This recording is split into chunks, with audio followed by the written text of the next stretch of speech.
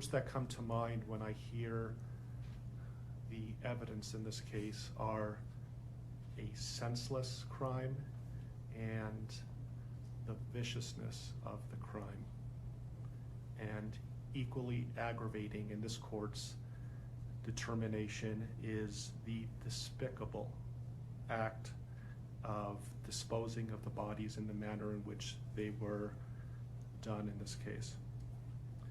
I've been a judicial officer now for starting my 17th year, and I could objectively say that this is perhaps the most inhumane and vicious crime that I have handled out of the thousands of cases that I have seen.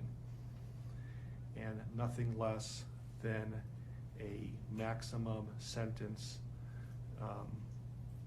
would be appropriate, and anything less than the maximum sentence would depreciate the seriousness of this offense.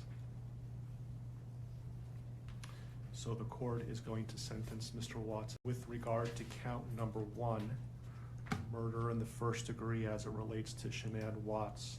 The court is going to sentence you, sir, to a life sentence in the Colorado Department of Corrections, followed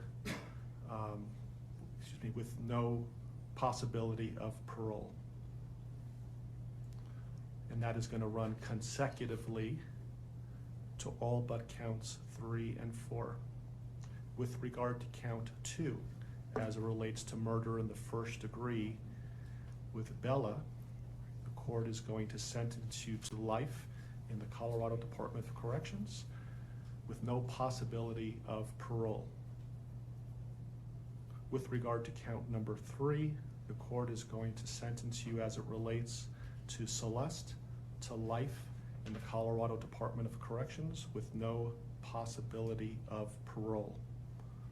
With regard to counts 4 and 5 relating to Bella and Celeste as a different theory of first-degree murder, the court is going to sentence you to life in the Colorado Department of Corrections, and legally those sentences must run concurrently as a different theory of first-degree murder. Recognizing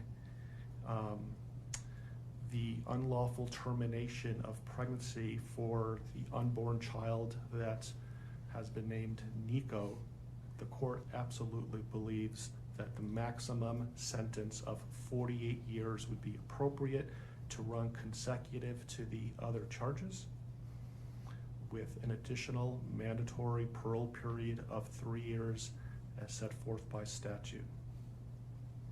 With regard to count number 7, as it relates to tampering with a deceased body, as well as counts 8 and 9, each a class 3 felony, the court is going to impose a maximum sentence of 12 years each for those counts to run consecutively to the other counts. The court is going to order that the statutory fees be paid and court costs. The court's going to grant the prosecution 91 days to file a notice of restitution.